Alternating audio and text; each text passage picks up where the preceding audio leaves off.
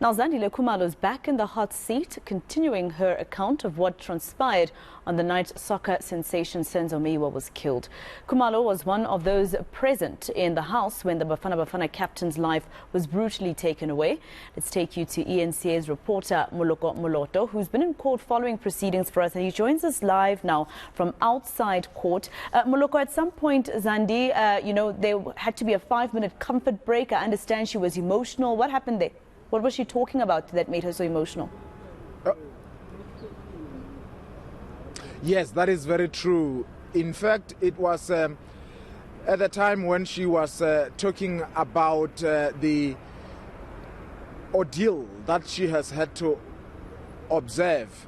At the time when she says on their way to hospital after the ambulance didn't arrive and they have had to utilize a car to take the injured Senzo Meyiwa to the hospital. She says that she kept on asking Senzo to remain awake, to keep his eyes open, because at some point as she was trying to feel his temperature, it became clear that parts of his body were becoming cold. And when Senzo couldn't open the eyes, it was at that time when she was talking about that particular moment that she broke down, and we had the state asking that she be given some 5 minutes comfort break.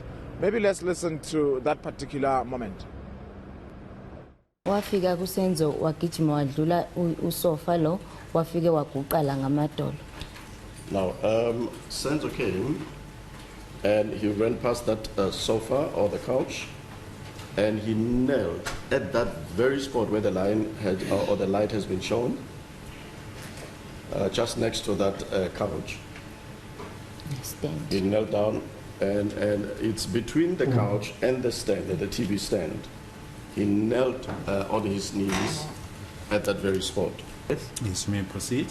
So, and then emva kwakhe kanjalo ngisase khona bathroom kanjalo kwalandela uKelly and then kwalandela uma kwase kulandela ususpect number 1. Now behind him, while I was still in the bathroom, came Kelly, then my mother, and then the suspect of that.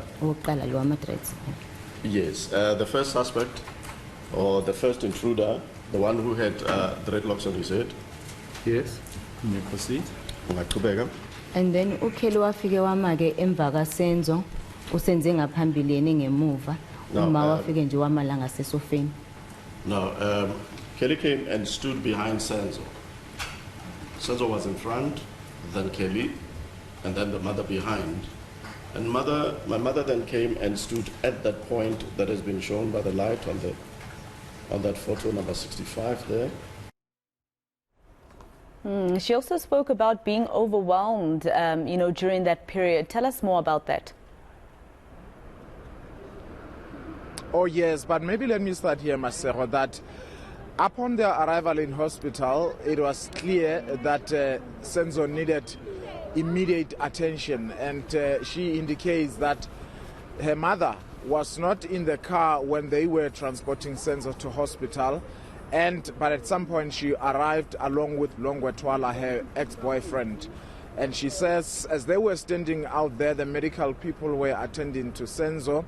Her mother was inside that particular room where Senzo was given medical attention, and she suddenly came out crying hysterically, and that's when she began to realize something was wrong. And that is the mother, accompanied by either a nurse or a medical doctor, who then told them that unfortunately Senzo was no more. And it was at that time that the father of Longwetwala, Chico Twala, the famous musician, also arrived, and he was also in shock after learning that he died. And also the fellow football players from Orlando Pirates came along as well, but also Mandisa, who she says she identifies as the partner of Senzo Meyiwa. She says she doesn't know if they were married or not. Now Mandisa, according to Zandie, arrived also with other people, and she claims they immediately confronted Kelly and they started assaulting her, insulting her, saying that Kelly killed Senzo Meyiwa, but there are people who separated them and said, look, this is not the time.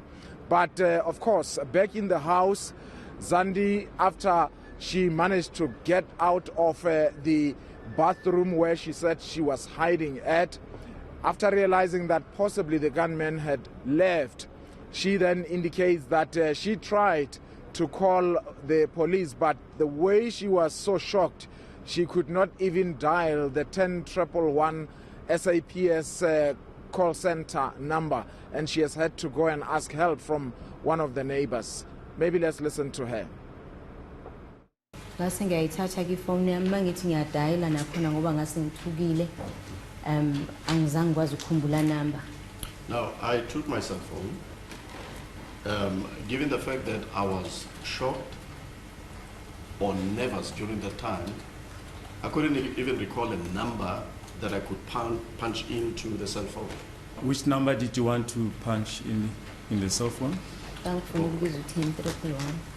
wanted to phone call 10111 number. But I had a mental, or my mind got frozen. Mental block. Mental block, my lord. Thank you so much. All right, Moloko Moloto, live for us outside the High Court in Pretoria. Let's leave it there for now.